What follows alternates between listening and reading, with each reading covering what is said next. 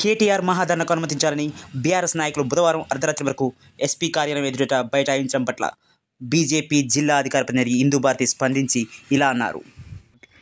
అందరికీ నమస్కారం. జై శ్రీరామ్. మన తెలంగాణ రాష్ట్రంలో హాట్గా వేడివేడిగా కేటీఆర్ గారు డ్రామాలు మళ్ళీ మొదలుపెట్టారు. 10 సంవత్సరాలు మీరు అధికారంలో ఉండి గిరిజనులకు ఏమాత్రం న్యాయం చేశారు? ఇప్పుడు మానుకోట గడ్డకొచ్చి గిరిజనుల పక్షాన్ని నిలబడతా అని చెప్పి కపట ప్రేమ ఎందుకు కేటీఆర్ గారు? దీన్ని మీరు సమాధానం చెప్పాలి. మానుకోట జిల్లాకు వచ్చి మానుకోట మున్సిపాలిటీ పరిధిలో ఉన్నటువంటి గిరిజనులు 30 మంది గిరిజన కుటుంబాలు రోడ్డు మీద పడి 16 మందిని అర్ధరాత్రి పూట జైలుకి తీసుకెళ్తున్నప్పుడు మీరు గిరిజన పక్షాన్ని ఎందుకు నిలబడలేదు? అప్పుడు మీకు గిరిజనులు గుర్తు రాలేదా? ఇక్కడ స్థానికంగా ఉన్నటువంటి అప్పటి స్థానిక ఇన్ఛార్జ్ మంత్రి అయినటువంటి సత్యవతి రాథోడ్ గారు ఎందుకు నోరిప్పలేదు? జిల్లా అధ్యక్షురాలైనటువంటి కవిత గారు ఎందుకు నోరువిప్పలేదు?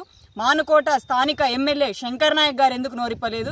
కానీ ఇప్పుడు వీరంతా అర్ధరాత్రి 12 వరకు గిరిజనుల మీద ఏదో ప్రేమ ఉన్నట్టు ఎస్పీ ఆఫీస్ ముందట కూర్చొని ధర్నాలు చేయడము సిగ్గుచేటుగా. గడిచిన 10 సంవత్సరాల్లో అధికారంలో ఉన్నప్పుడు ఏ రోజైనా గిరిజన బిడ్డల కోసం మీరు ఇట్లా ధర్నా చేసిన దాఖలా గానీ బైఠాయించిన దాఖలా గానీ ఉందా? ఒకసారి మీకు మీరే ఆత్మవిమర్శ చేసుకోవాలి. ఈ 10 సంవత్సరాల కాలంలో ఏ రోజు కూడా గిరిజన బిడ్డల గురించి ఒక 10 నిమిషాల సమయం కేటాయించిన మీరు అర్ధరాత్రి వరకు పర్మిషన్ కోసం ఇలా బైఠాయించి ఒక షో పుట డ్రామాని ప్లే చేయడం తెలంగాణ సమాజం మొత్తం చూస్తుంది.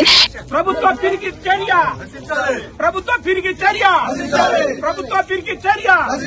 గిరిజనులు చూసి భయపడుతున్న ప్రభుత్వ పిరికి చర్య.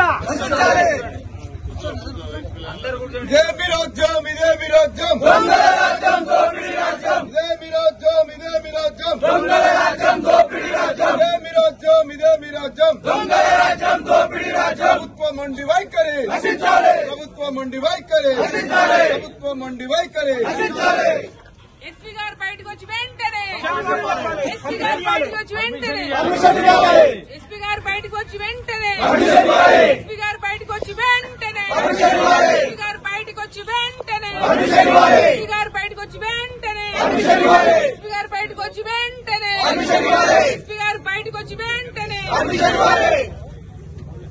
మహాధర్నకు వెంటనే కేటీఆర్ గారి మహాధర్నకు వెంటనే కేటీఆర్ గారి మహాధర్నకు వెంటనే కేటీఆర్ గారి మహాధర్నకు వెంటనే కేటీఆర్ గారి మహాధర్నకు వెంటనే కేటీఆర్ గారి మహాధర్నకు వెంటనే కేటీఆర్ గారి మహాధర్నకు వెంటనే కేటీఆర్ గారి మహాధర్నకు వెంటనే.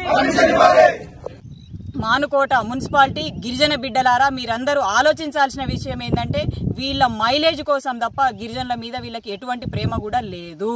కేటీఆర్ గారి కేవలం డ్రామాలు మైలేజ్ పెంచుకోవడం కోసం తప్ప ఏం లేదు. అటు కాంగ్రెస్ ప్రభుత్వము, ఇప్పుడు కాంగ్రెస్ ప్రభుత్వం హయాంలో వీళ్ళు పర్మిషన్లు ఇవ్వకుండా 144 సెక్షన్ పెట్టి మానుకోట ప్రజల్ని ఒక భయభ్రాంతులకు గురి చేయడం తప్ప వేరే ఏం లేదు. వాళ్ళ అధికారంలో ఉన్నప్పుడు ముందస్తు అరెస్టులు, వీళ్ళ అధికారంలో ఉన్నప్పుడు పర్మిషన్ లేకుండా కేవలం 2 పార్టీలు వాళ్ళ మైలేజ్ని పెంచుకొని వాళ్ళ యొక్క హుందాతనాన్ని చూపిస్తామనుకుంటున్నారు తప్ప ప్రజలన్నీ కూడా ఆలోచిస్తున్నారు, ప్రజలన్నీ కూడా గమనిస్తున్నారు. 30 మంది గిరిజన కుటుంబాలు రోడ్డు మీద పడ్డప్పుడు మీరందరు ఎక్కడికి పోయారు? నిద్రపోయారా? నిద్రాలోకంలో ఉండి ఇప్పుడు గిరిజన అంటే అధికారం కోల్పోయిన తర్వాత మీకు గిరిజన బిడ్డలు గుర్తుకొచ్చాయి. అసలు లగిచెర్లకు జరిగిన సంఘటన మానుకోటకి ఏం సంబంధం? 45% ఉన్నటువంటి గిరిజన ప్రాంతమైనటువంటి ఆ మానుకోట గడ్డ మీద వచ్చి శాంతియుతంగా ఉన్న వాతావరణాన్ని వీళ్ళు అల్లకల్లోలం సృష్టించడానికి క్రియేట్ చేస్తున్నటువంటి ఎత్తుగడే కేటీఆర్ గారిది. ఇది క్లుప్తంగా క్లియర్ కట్ క్రిస్టల్ క్లియర్గా అందరికి అర్థమవుతుంది.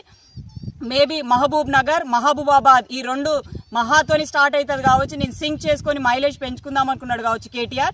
అయ్యా కేటీఆర్, నీ పప్పులు ఇక్కడ ఏం ఉడకవు, దొందే అన్నట్టు ఉంది వీళ్ళది. కేవలం మైలేజ్ కోసం, ఫొటోస్ కోసం, అడ్వర్టైజ్మెంట్ కోసం తప్ప ప్రజల కోసం ఆలోచించేది వీళ్ళు ఏం లేదు. ఒక్క విషయం గిరిజన బిడ్డలారా, మీరందరూ ఆలోచించాలి.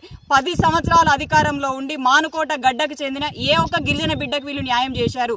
ఏ ఒక్క గిరిజన బిడ్డకు వీళ్ళు ఉద్యోగం ఇప్పించగలిగారు? స్థానికంగా ఉన్నటువంటి మానుకోట జిల్లాలో 2 నియోజకవర్గాల్లో గిరిజన ఎమ్మెల్యేలు ఉన్నారు. ఎమ్మెల్సీగా తను ఒక ఇన్ఛార్జ్ మంత్రిగా ఉంది. ఎంపీగా కూడా గిరిజన బిడ్డ ఉండే. కానీ గిరిజన బిడ్డల పక్షాన వీళ్ళు ఏం నిలబడ్డారు? ఏం న్యాయం చేశారు? ప్రతి ఒక్క గిరిజన బిడ్డ ఆలోచించి వీళ్ళందరినీ కూడా తరిమి కొట్టాల్సిన అవసరం చాలా ఉందని చెప్పి గిరిజన బిడ్డలు అందరూ మేల్కోవాలి. అందరూ కూడా ఆలోచించాలి. తెలంగాణ సమాజమా వీళ్ళని ఆలోచించి ఈ ఫోటో అడ్వర్టైజ్మెంట్ బ్యాచ్ ని వెనక కొట్టి చైతన్యవంతమైన తెలంగాణ ప్రజలు చైతన్యవంతంగా ఆలోచించాల్సిందిగా విజ్ఞప్తి చేస్తున్నాను. జై హింద్, జై